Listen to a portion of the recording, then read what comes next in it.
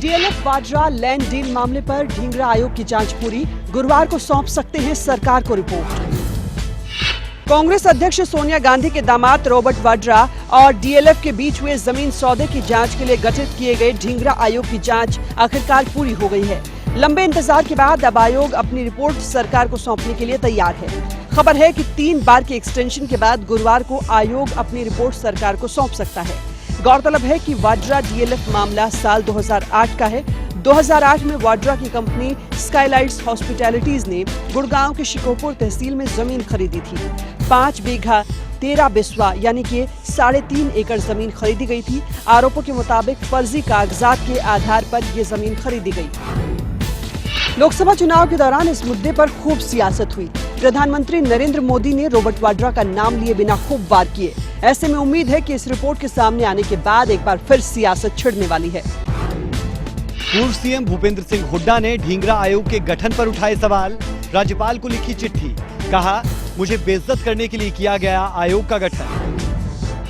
Robert Vadra DLF land deal मामले की जांच कर रहा ढींगरा आयोग जल्द ही अपनी रिपोर्ट सरकार को सौंपने वाला है।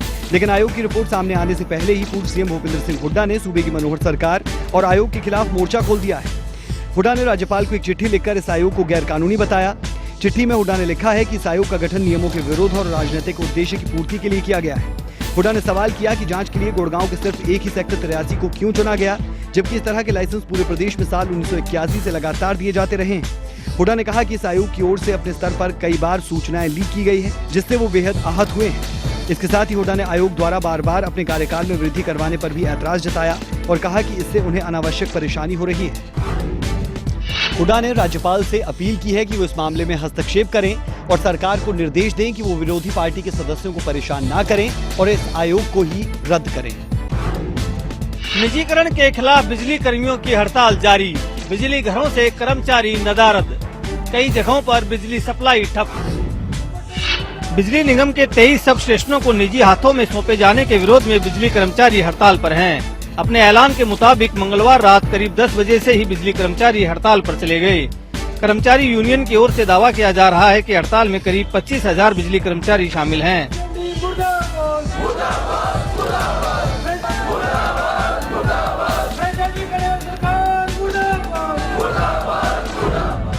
सरकार अपने चहेते आदमियों को जो आज ये जो ठेकेदारी प्रथा के तहत जो लाइसेंस देकर इसमें मुनाफाखोरी का जो काम कर रही है, हम उसी का विरोध कर रहे हैं। हड़ताल का लगभग पूरे प्रदेश में असर दिखाई दे रहा है। बिजली घरों से कर्मचारी नदारद हैं। हालांकि हड़ताली कर्मचारियों की ओर से बिजली सप्लाई को बाधित किए जाने की कोई खबर नहीं है, लेकिन जहां फॉल्ट आ रहे हैं वो दुरुस्त नहीं हो पा रहे हैं। निजी कर्मचारियों के जरिए विभाग की ओर से फॉल्ट को ठीक करवाने की कोशिश हो रही है, लेकिन ज्यादा कामयाबी नहीं मिल पा रही है।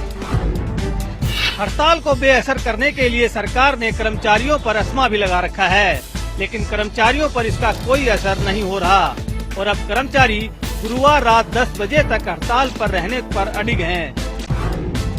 बिजली कर्मचारियों की हड़ताल को लेकर प्रदेश भर में सरकार अलर्ट। बिजली घरों पर पुलिस ने संभाला मोर्चा।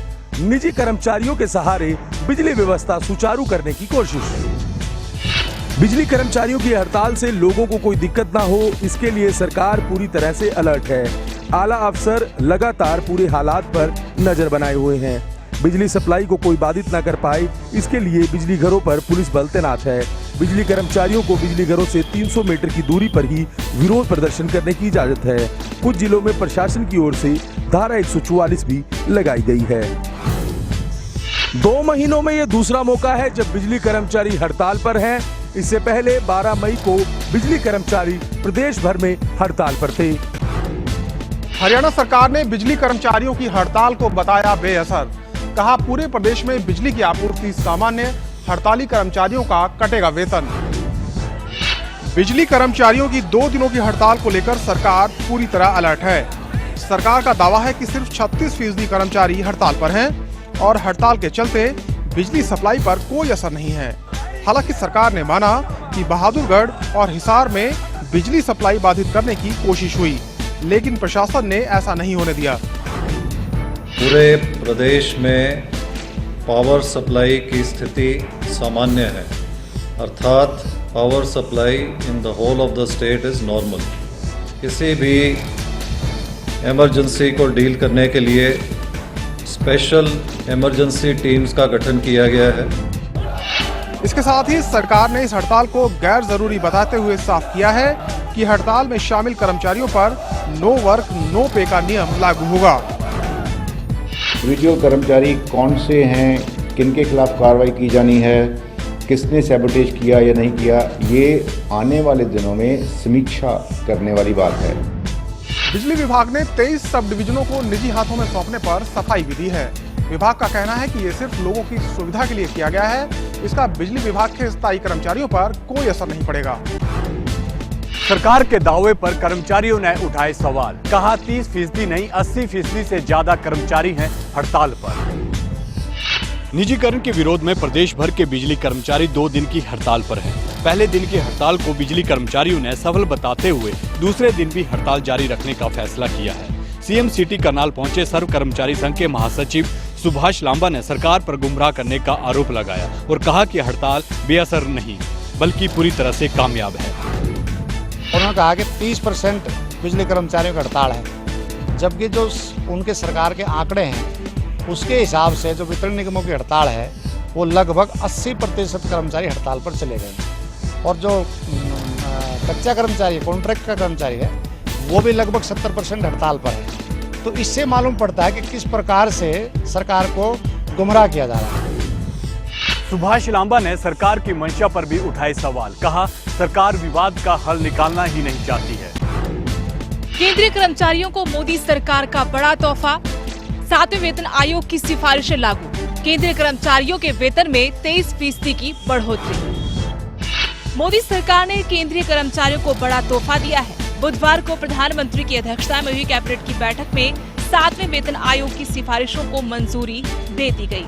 सरकार ने भत्ता सहित औसतन 23.55% वेतन वृद्धि की सिफारिश की है। ये फैसला 1 जनवरी 2016 से प्रभावी होगा। अब केंद्रीय कर्मचारियों की सैलरी 23% तक बढ़ जाएगी। कर्मचारियों के वेतन में 3% की सालाना बढ़ोतरी को बरकरार रखा गया है। इस फैसले के बाद केंद्र सरकार के 50 लाख कर्मचारियों का वेतन बढ़ेगा, वहीं 50 लाख पेंशन भोगियों के भुगतान में इजाफा होगा। हरियाणा में अब जनता की राय शुमारी से तैयार होंगी सरकारी योजनाएं। सभी विभागों के अध्यक्षों को योजनाएं बनाने से पहले लोगों के सुझाव लेने के दिए निर्देश। नई योजनाओं और नियमों को तैयार करने को लेकर मनोहर सरकार ने बड़ा फैसला लिया है। सरकार अब अपनी सभी योजनाओं और नियमों को तैयार करने से पहले जनता से राय लेगी। इस संबंध में सरकार ने सभी विभागों के अध्यक्षों और प्रबंधकीय सचिव को आदेश जारी किए हैं। सभी विभागों के अध्यक्षों से कहा गया है कि वो किसी भी नीति और नियम बनाते वक्त लोगों के सुझाव जरूर लें। इसके लिए वेबसाइट और दूसरे माध्यमों का इस्तेमाल किया जाएगा। सरकार का कहना है कि इससे सरकारी योजनाओं के निर्माण में लोगों की भागीदारी बढ़ेगी और योजनाओं में पारदर्शिता भी आएगी। लोगों को सस्ती दरों पर भोजन मुहैया करवाने के लिए मनोहर सरकार की नई पहल। सभी कस्बों में सत्कार भोजनालय खोलने का लिया फैसला। हरियाणा सरकार ने प्रत्येक कस्बे में सत्कार भोजनालय खोलने की योजना बनाई है ताकि प्रदेश में लोगों को सस्ती दरों पर गुणवत्तापरक भोजन प्रदान किया जा सके। दरअसल अब तक इस तरह का भोजनालय कुरुक्षेत्र विकास बोर्ड में गैर सरकारी संगठन के सहयोग से कुरुक्षेत्र में चल रहा है और अब सरकार ने इसी तरह के भोजनालय सभी कस्बों में खोलने की तैयारी कर ली है। बुधवार को सीएम की अध्यक्षता में खाद्य एवं आपूर्ति विभाग की एक बैठक के दौरान ये फैसला लिया गया। सरकार की कोशिश है कि इस योजना स्वर्ण जयंती वर्ष के उपलक्ष्य में 1 नवंबर 2016 को शुरू किया जाएगा। दरअसल आम और गरीब लोगों को अपने साथ जोड़ने के लिए कई राज्यों की सरकारें इस तरह की योजनाएं चला रही हैं और तमिलनाडु की अम्मा कैंटीन तो इस मामले में खासी प्रचलित है। गीता के साथ साथ कुरान और गुरु ग्रंथ साहिब को भी पाठ्यक्रम में शामिल करेगी हरियाणा सरकार। 5 जुलाई को धर्मनगरी में होगा राज्य स्तरीय समारोह। हरियाणा के सरकारी स्कूलों में 6ठी से 12वीं क्लास तक गीता को पाठ्यक्रम में शामिल करने के लिए शिक्षा विभाग ने अपनी तैयारी पूरी कर ली है। खास बात है कि गीता के साथ ही सरकार कुरान और गुरु ग्रंथ साहिब को भी शामिल करने जा रही है। इसे पाठ्यक्रम में शामिल करने से पहले 5 जुलाई को बकायदा कुरुक्षेत्र में एक राज्य स्तरीय कार्यक्रम रखा गया है। शिक्षा मंत्री रामविलास शर्मा के मुताबिक इस कार्यक्रम में केंद्रीय मानव संसाधन विकास मंत्री स्मृति ईरानी के साथ साथ देश और प्रदेश के बड़े नेता और संत समाज से जाने माने चेहरे भी शामिल होंगे। हरियाणा में जो भावी पीढ़ी है उसको नैतिक शिक्षा के आधार पर हम हिंदुस्तान के चुनौतियों का सामना करने वाले ऐसे श्रेष्ठ नागरिक निर्माण करने का हमारा इरादा है। गीता को पाठ्यक्रम में शामिल करने को लेकर विपक्षी दल इसे सरकार की भगवा नीति बताकर इसका विरोध कर चुके हैं। शायद यही वजह है कि किसी भी तरह की विवाद से बचने के लिए सरकार दूसरे धार्मिक ग्रंथों को भी पाठ्यक्रम में शामिल कर रही है। आर के आनंद ने राज्यसभा के सभापति हामिद अंसारी को लिखी चिट्ठी, सुभाष चंद्रा को शपथ ना दिलवाने की मांग। राज्यसभा चुनावों के स्याही कांड में घिरे सुभाष चंद्रा के खिलाफ अब आर के आनंद ने उपराष्ट्रपति और राज्यसभा के सभापति हामिद अंसारी को चिट्ठी लिखी है। इस चिट्ठी में आनंद ने हामिद अंसारी से चंद्रा को सांसद के तौर पर शपथ ना दिलवाने की मांग की है। आर के आनंद का कहना है कि जब तक इस मामले में कोई फैसला ना आ जाए, उपराष्ट्रपति चंद्रा को शपथ ना दिलवाए। दरअसल पैन बदले जाने के चलते राज्यसभा चुनाव में 13 वोट रद्द हो गए थे, जिसके चलते बहुमत होने के बावजूद आर के आनंद चुनाव हार गए और चंद्रा चुनाव जीत गए थे। गौरतलब है कि इस मामले में आर के आनंद ने चुनाव आयोग को अपनी शिकायत दे रखी है और आयोग के सामने ये मामला विचाराधीन है। राज्यसभा के स्याही कांड के बहाने कैप्टन यादव का हुड्डा पर निशाना, बोले खुद को फन्ने खां समझने की गलती ना करे कोई। राज्यसभा चुनाव के स्याही कांड को लेकर कांग्रेस नेता कैप्टन अजय यादव ने पूर्व सीएम भूपेंद्र सिंह हुड्डा पर हमला बोला है। रोहतक पहुंचे यादव ने हुड्डा के कथित तौर पर वोट न देने के मामले में तंज कसा। कैप्टन ने कहा है कि कोई खुद को फन्ने खां समझता है, लेकिन वोटिंग के वक्त पर्ची खाली छोड़ाते हैं। और अगर कोई मुख्यमंत्री बना है, तो वो कोई व्यक्ति हो, तो वो सोनिया गांधी और राहुल गांधी की वजह से बना है, क्योंकि वो समाज फन्ने खां समझ रहा अपने आप को और उनकी डायरेक्शन ना माने और खाली पर्ची छोड़ के आ जाए, बड़े कमाल की बात है। आज पार्टी से बढ़कर कोई नहीं है। कैप्टन ने ये भी कहा है कि खुद उन्होंने भी कई गलतियां की हैं। कैप्टन के मुताबिक 2005 में भजनलाल का साथ न देकर उन्होंने गौ हत्या जैसा महापाप किया है। ये पहला मौका है जब स्याही कांड पर कांग्रेस के किसी नेता ने हुड्डा पर इस तरह की बयानबाजी की हो। जाहिर है इससे कांग्रेस की अंदरूनी लड़ाई और तेज होगी। दुष्यंत चौटाला के आरोपों पर कैप्टन ने किया पलटवार। ट्विटर पर दुष्यंत चौटाला के आरोपों को बताया निराधार। कहा या तो आरोपों को सिद्ध करे या फिर सार्वजनिक रूप से माफी मांगे दुष्यंत चौटाला। इनेलो सांसद दुष्यंत चौटाला के आरोपों पर वित्त मंत्री कैप्टन अभिमन्यु ने पलटवार किया है। ट्विटर पर कैप्टन ने दुष्यंत के आरोपों को मनगढ़ंत और निराधार बताया। कैप्टन ने दुष्यंत से पूछा है कि वो जिस 500 करोड़ के ऑर्डर के आधार पर मुझ पर आरोप लगा रहे हैं, या तो वो उसे सार्वजनिक करें या फिर सार्वजनिक रूप से माफी मांगे। कैप्टन ने कहा कि मिथ्या आरोप लगाकर दुष्यंत चौटाला ने अपनी अपरिपक्वता जाहिर कर दी है। दरअसल दुष्यंत चौटाला ने निजीकरण को लेकर कैप्टन अभिमन्यु पर निशाना साधा था और यह आरोप लगाया था कि सरकार ने कैप्टन अभिमन्यु के भाई की कंपनी को फायदा पहुंचाने के लिए 500 करोड़ रुपए का प्रोजेक्ट दिया है। हरियाणा रोडवेज के किराए में बढ़ोतरी का विरोध कर रहे विपक्षी दलों पर सरकार का पलटवार। बीजेपी सांसद और मंत्रियों ने पूछा, क्या विपक्षी दलों को रोडवेज का घाटा नहीं आता नजर? प्रदेश सरकार की ओर से बसों के किराए में की गई 10 पैसे प्रति किलोमीटर की बढ़ोतरी पर सरकार और विपक्ष में पूरी तरह ठन गई है। विपक्षी दलों की ओर से सरकार के इस फैसले को तुगलकी और तानाशाही नीतियों का सबूत बताया जा रहा है, तो ऐसे में सरकार भी जवाब देने से पीछे नहीं हट रही है। पिछले लंबे समय से बस के किराए में वृद्धि नहीं की गई थी और ये सरकार लगभग 300-400 करोड़ रुपए का रोडवेज को घाटा छोड़ गई है। सरकार ने एडमिनिस्ट्रेटिव एक्सपेंसेस को देखते हुए कोई निर्णय लिया होगा, लेकिन कांग्रेस का शासनकाल भी देखिए, जब 3 महीने के बाद जो है किराए बढ़ जाते थे। हालांकि अपने बचाव में सरकार ये तर्क भी दे रही है कि पड़ोसी राज्यों की तुलना में हरियाणा में किराया अभी भी काफी कम है। सीएम सिटी करनाल में सामने आया खाद घोटाला। किसानों के हजारों रुपए डकार गए सहकारी समिति के कर्मचारी, सीपीएस ने दिए जांच के आदेश। सीएम सिटी में किसानों के साथ हजारों रुपए का खाद घोटाला सामने आया है।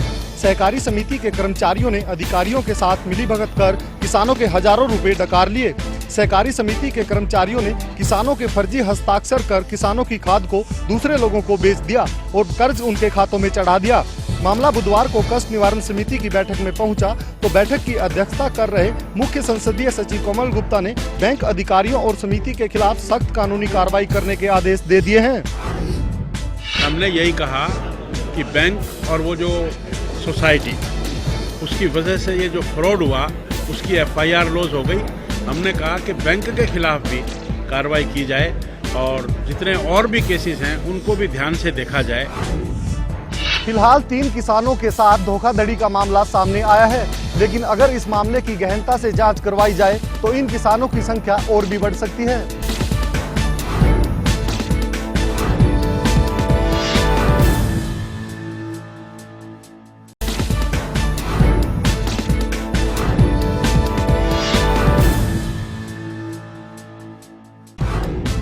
पत्रकार पूजा तिवारी आत्महत्या मामले में पुलिस की जांच जारी। आरोपी इंस्पेक्टर अमित को घटनास्थल पर लेकर पहुंची पुलिस। पूजा की डमी के साथ की मामले की तहकीकात। पत्रकार पूजा तिवारी आत्महत्या मामले में फरीदाबाद पुलिस बुधवार को आरोपी इंस्पेक्टर अमित कुमार को उस जगह पर लेकर पहुंची जहां पूजा ने सुसाइड किया था। इस दौरान पुलिस ने बाकायदा पूजा की डमी को 5वीं मंजिल से गिराकर मामले की तह तक पहुंचने की कोशिश की। इस डमी के जरिए पुलिस ने ये पता लगाने की कोशिश की कि पूजा किस तरह और किन हालातों में नीचे गिरी होगी। हालांकि जांच टीम डमी के वजन और साइज को लेकर कई सवालों में आ गई। सीन ऑफ क्राइम का थोड़ा सा रिक्रिएशन करके देखना चाह रहे थे ताकि वो अपना ओपिनियन दे सके सबसे साइंटिफिक और सबसे एक्यूरेट एज कैन बी। गौरतलब है कि पत्रकार पूजा तिवारी ने सद्भावना अपार्टमेंट की 5वीं मंजिल से कूदकर अपनी जान दी थी, जिसके बाद पुलिस ने पूजा के इंस्पेक्टर दोस्त अमित को गिरफ्तार कर लिया था। बिना सुरक्षा उपकरणों के शिविर की सफाई करने उतरे सफाई कर्मचारियों को जहरीली गैस ने घेरा। एक की मौत, 6 घंटे के बाद निकाला गया शव। रोहतक में बुधवार को सीवरेज की सफाई करने के लिए उतरे एक सफाई कर्मी की दम घुटने से मौत हो गई। दरअसल रोहतक के पीर बोती के नजदीक 4 सफाई कर्मी सीवरेज की सफाई के लिए उतरे, लेकिन शिविर में गैस होने के कारण एक सफाई कर्मी बेहोश होकर शिविर में ही फंस गया। बाकी 3 तो किसी तरह बाहर निकल आए, लेकिन पाड़ा मोहल्ला के रहने वाले अशोक को नहीं बचाया जा सका। ये सफाई कर्मी बिना सुरक्षा प्रबंधों के ही सफाई के लिए उतरा था। 6 घंटे बाद मृतक सफाई कर्मी को बाहर निकाला जा सका।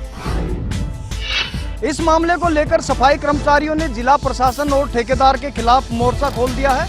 उनका कहना है कि इस मामले में जमकर लापरवाही बरती गई है। मृतक के परिवार को आर्थिक सहायता देने की भी मांग की गई। कोसली में सीवरेज की खुदाई करते वक्त हादसा। खुदाई के दौरान मिट्टी गिरने से दबे 3 मजदूर। कोसली में सीवरेज की खुदाई के दौरान हादसा हो गया। इस हादसे में 3 मजदूर दब गए। मजदूरों के मुताबिक वो रेलवे लाइन के पास सीवरेज की खुदाई कर रहे थे। इसी दौरान ट्रेन आने से मिट्टी धंस गई और वहां काम कर रहे 3 मजदूर इसके नीचे दब गए। किसी तरह आसपास के लोगों ने उन्हें बाहर निकाला और अस्पताल पहुंचाया। फिलहाल तीनों मजदूर अस्पताल में भर्ती हैं। इनमें से एक की हालत गंभीर बताई जा रही है। बहादुरगढ़ में ट्रेन के इंजन में लगी आग, बड़ा हादसा टला, रेलवे की लापरवाही आई सामने। बहादुरगढ़ के असोदा रेलवे स्टेशन पर बुधवार सुबह उस वक्त हड़कंप मच गया जब एक ट्रेन के इंजन में एकाएक आग लग गई। बताया जा रहा है कि पठानकोट से दिल्ली जा रही धौलाधार एक्सप्रेस ट्रेन के इंजन में पहले धमाका हुआ और उसके बाद उससे धुआं निकलने लगा और देखते ही देखते आग ने विकराल रूप धारण कर लिया। इंजन में आग की खबर लगते ही आसपास अफरा तफरी मच गई और आपातकालीन मदद मांगी गई। आग की सूचना मिलते ही दमकल की कई गाड़ियां मौके पर पहुंच गई और आग बुझाने के प्रयासों में जुट गई। बताया जा रहा है कि इंजन में लगे सभी फायर सेफ्टी उपकरण बंद पड़े थे, जो अपने आप में रेलवे की बड़ी लापरवाही माना जा रहा है। पानीपत में फिर से शर्मसार हुई मानवता। खाली पड़े प्लाट से मिला 3 महीने का भ्रूण। पानीपत की धरती से प्रधानमंत्री नरेंद्र मोदी ने बेटी बचाओ बेटी पढ़ाओ योजना शुरू की थी, लेकिन पानीपत से ही लगातार मानवता को शर्मसार करने की घटनाएं सामने आ रही हैं। तहसील कैंप के जटूराम चौक पर लोगों के होश उस वक्त उड़ गए जब एक खाली पड़े प्लाट से कुत्ते ने मुंह में भ्रूण उठाकर बीच बाजार में फेंक दिया। सूचना पाकर पुलिस मौके पर पहुंची और भ्रूण को कब्जे में लेकर सामान्य अस्पताल के शवगृह में रखवा दिया। फिलहाल पुलिस ने अज्ञात महिला के खिलाफ मामला दर्ज कर कार्रवाई शुरू कर दी है। करनाल में नकली शराब बनाने वाली फैक्ट्री का हुआ भंडाफोड़। बड़े स्तर पर नकली शराब का जखीरा बरामद। करनाल पुलिस ने नकली शराब बनाने की फैक्ट्री का भंडाफोड़ किया है। पुलिस ने फैक्ट्री से नकली शराब का बड़ा जखीरा बरामद करने में भी सफलता हासिल की है। फैक्ट्री से करीब 800 बोतलें, 2 ड्रम शराब, 1.5 ड्रम केमिकल, एक स्विफ्ट कार और नकली सरकारी सीलें बरामद की गई हैं। पुलिस ने पानीपत के गांव बलाना के रहने वाले 2 आरोपियों को भी काबू किया है, जबकि एक आरोपी मौके से फरार होने में कामयाब हो गया। फिलहाल पुलिस ने सभी आरोपियों के खिलाफ आबकारी अधिनियम के तहत मामला दर्ज कर लिया है।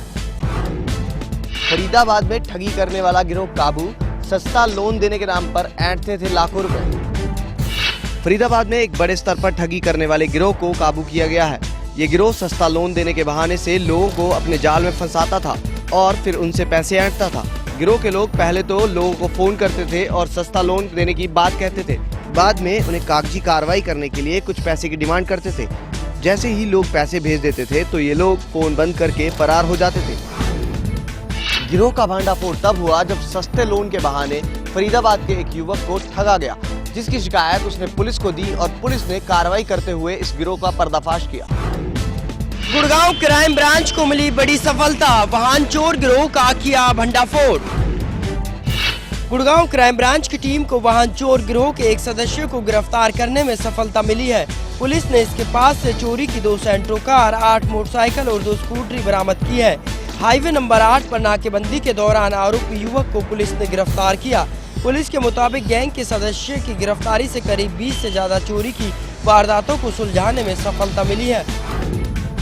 गुड़गांव पुलिस को उम्मीद है कि इस वाहन चोर से कई और अहम खुलासे हो सकते हैं। फिलहाल गुड़गांव पुलिस इस गैंग के दूसरे सदस्यों की तलाश में जुटी है। सीमा पार से घुसपैठ की खबर के बाद हरियाणा में भी अलर्ट पे पुलिस, सभी एंट्री पॉइंट्स पर बढ़ाई गई सुरक्षा। सीमा पार से हुए घुसपैठ के बाद पंजाब और आसपास के प्रदेश में हाई अलर्ट जारी कर दिया गया है। हरियाणा पुलिस ने पंजाब से लगने वाले सभी एंट्री पॉइंट्स पर सुरक्षा बढ़ा दी है। पंजाब और राजस्थान से आने वाले सभी वाहनों की गहन तलाशी ली जा रही है। फतेहाबाद में भी हरियाणा पुलिस के कमांडो गाड़ियों की तलाशी अभियान में जुटे हैं और हर आने जाने वाले पर पैनी नजर रखी जा रही है। एहतियात के तौर पे हरियाणा पुलिस की ओर से पूरे प्रदेश में सार्वजनिक स्थानों पर तलाशी अभियान चलाया जा रहा है। पुलिस ने लोगों से भी सावधानी बरतने की अपील की है। हिमाचल हाईकोर्ट ने सड़क किनारे आड़त चलाने पर पूर्णतः रोक लगाने के दिए निर्देश। अब सड़क किनारे आड़त चलाई तो कोर्ट की अवमानना का बनेगा मामला। प्रदेश में सेफ सीजन शुरू हो गया है। जाहिर है सड़क किनारे लाल नीले पीले तंबुओं में मंडियां खुलने भी शुरू हो गई है। प्रदेश उच्च न्यायालय ने एक जनहित याचिका का निपटारा करते हुए सड़क किनारे सेब का कारोबार करने पर पूरी तरह से रोक लगाने के निर्देश राज्यों के मार्केटिंग बोर्ड को दिए हैं। मार्केटिंग बोर्ड ने भी राज्यों की सभी मार्केट कमेटी के सचिवों को कोर्ट के आदेशों की अनुपालना करने की हिदायत दे डाली है। अब देखना दिलचस्प होगा कि हाई कोर्ट के ताज़ा आदेशों का किस तरह से राज्य सरकार पालन करती है। अवैध भवनों के लिए लाई गई रिटेंशन पॉलिसी बनी टेंशन पॉलिसी। रिटेंशन पॉलिसी को लेकर लोगों में भारी रोष। पहले से बने मकानों को भी रिटेंशन पॉलिसी के दायरे में लाया गया। रिटेंशन पॉलिसी में भारी भरकम वसूला जा रहा है शुल्क। राज्य में करीब 30,000 अवैध भवन है। ये वो भवन है जो या तो नक्शों के अनुरूप नहीं बने या वे बिना नक्शे के बनाए गए। सरकार ने पहले भी कई बार इन भवनों को रेगुलर करने के लिए पॉलिसी लाई है, लेकिन पॉलिसी लागू नहीं हो पाई। अब सरकार ने एक और रिटेंशन पॉलिसी लाई है। यह पॉलिसी भी लोगों के गले नहीं उतर रही। इसमें लगाई गई शर्तों ने लोगों की नींद हराम कर रखी है। सरकार ने इस पॉलिसी को टीसीबी एक्ट से पहले भवनों पर भी लागू कर दिया है। पॉलिसी के मुताबिक केवल वही भवन पास हो पाएंगे जब इनमें कम से कम 30% सेटबैक रखा होगा, जो अधिकतर पुराने भवनों में नहीं है। रिटेंशन पॉलिसी की कड़ी शर्तों को देखते हुए बहुत कम लोग रेगुलर करने के लिए आवेदन कर रहे हैं। सरकार को चाहिए कि ये रिटेंशन पॉलिसी की शर्तों को आसान बनाए ताकि इसका फायदा आम जनता को मिल सके। दिखावा बना प्रदेश का ब्लड बैंक मैनेजमेंट सिस्टम, लोगों को नहीं मिल रहा सिस्टम का लाभ। खुद अस्पताल भी फॉलो नहीं कर रहे हैं online blood bank management system. Deendayal Upadhyay अस्पताल में खून नष्ट करने के मामले के बाद सरकार के ब्लड बैंक मैनेजमेंट सिस्टम की पोल खुल रही है। स्वास्थ्य महकमे ने इस सिस्टम को ऑनलाइन कर रखा है, लेकिन आम आदमी को इसकी जानकारी तक नहीं है। ब्लड बैंक मैनेजमेंट सिस्टम के तहत प्रदेश के सभी ब्लड बैंक ऑनलाइन किए गए हैं। कोई भी मरीज या तीमारदार ऑनलाइन ब्लड की उपलब्धता को जान सकता है, लेकिन दीनदयाल उपाध्याय अस्पताल में बीते महीने दर्जनों यूनिट ड्रग एक्सपायर होने के कारण फेंक दिया गया। ऐसे में सवाल उठ रहा है कि स्वास्थ्य महकमे के आदेश क्या अस्पताल प्रशासनों को मायने नहीं रखते? ब्लड बैंक मैनेजमेंट सिस्टम से क्यों अस्पताल प्रशासन कीमती खून को बचा नहीं पा रहे हैं? चंडीगढ़ में अब रिक्शा, साइकिल और रेहड़ी वालों के कटेंगे चालान। चंडीगढ़ प्रशासन ने लागू किए नए नियम। चंडीगढ़ में अब रिक्शा, रेहड़ी और साइकिल के भी चालान कटेंगे। बुधवार से ये कार्रवाई शुरू हो गई है। इन पर पहली बार 300, दूसरी बार 400 और तीसरी बार 500 रुपए का जुर्माना किया जाएगा। बिना लाइसेंस और साइकिल ट्रैक पर ना चलाने वालों का रिक्शा, साइकिल और रेहड़ी को जब्त कर लिया जाएगा। जहां पर साइकिल ट्रैक नहीं है वहां पर इनका सड़क के बाएं तरफ चलना अनिवार्य है। आपको बता दें कि साइकिल चालक के लिए लाइसेंस लेना जरूरी नहीं है, जबकि रिक्शा और रेहड़ी चालक के लिए लाइसेंस बनवाना जरूरी है। नए नियमों के मुताबिक अब कोई भी अपना साइकिल, रिक्शा और रेहड़ी ऐसी जगह पर खड़ी नहीं कर सकता है जहां पर जाम की स्थिति बन रही हो। जिम्बाब्वे के खिलाफ मैन ऑफ द सीरीज रहे बरिंदर सरा ने अपने पहली करियर T20 सीरीज में बड़ा खिताब हासिल किया। बरिंदर पहले ही अपनी सीरीज में मैन ऑफ द सीरीज, किस तरह से मोटिवेशन मिलती है जब आपको इस तरह का खिताब मिलता है? मोटिवेशन बहुत ज़्यादा मिलती है क्योंकि आप मतलब सबकी नज़रों में आते हो और पहले ही जो गेम रहता है और उसमें अच्छी बॉलिंग करके मैन ऑफ द मैच और अगले ही मैच में फिर मैन ऑफ द सीरीज, तो बहुत पसंद है। एक बॉलर के तौर पर हर एक मैच में एक प्रोग्रेस होती है आपकी, कितना लर्निंग एक्सपीरियंस अभी तक आपको रहा? हर मैच के बाद कुछ ना कुछ सीखने को मिलता है। तभी मैंने बोला था कि नैरा पाजी और बूई पाजी, क्योंकि वो साथ होते हैं, पाजी यहाँ पे इनके साथ ही तो यहाँ पे ही कर रहा हूँ चंडीगढ़ में, लेकिन वो सिचुएशन के मुताबिक जो मैचेस में वो बता रहे हैं वो पाजी उस टाइम नहीं बता सकते ना। लास्ट सवाल, क्रिकेट के अलावा और क्या चीज़ें रहती हैं रिलैक्स करने के लिए? आप कॉमेडी मूवी देखते हैं या योगा है या क्या चीज़ें हैं, क्योंकि हर एक क्रिकेटर अपने अपने तरीके से रिलैक्स करता है? मेरा कुछ खास शेड्यूल नहीं रहता है। मैं या तो साइकिलिंग करता हूँ, पाजी के साथ स्विमिंग करने चल जाता हूँ, म्यूज़िक सुनता हूँ पंजाबी बस अच्छी। बहुत बहुत शुक्रिया और उम्मीद करते हैं कि जो ऑस्ट्रेलिया सीरीज़ है उसमें आप कामयाब। Thank you. तो ये थे बरिंदर सरा और इनका अगला टारगेट ऑस्ट्रेलिया के खिलाफ जिस तरह से जो जिम्बाब्वे में प्रदर्शन किया वो ऑस्ट्रेलिया के खिलाफ भी जारी रखें।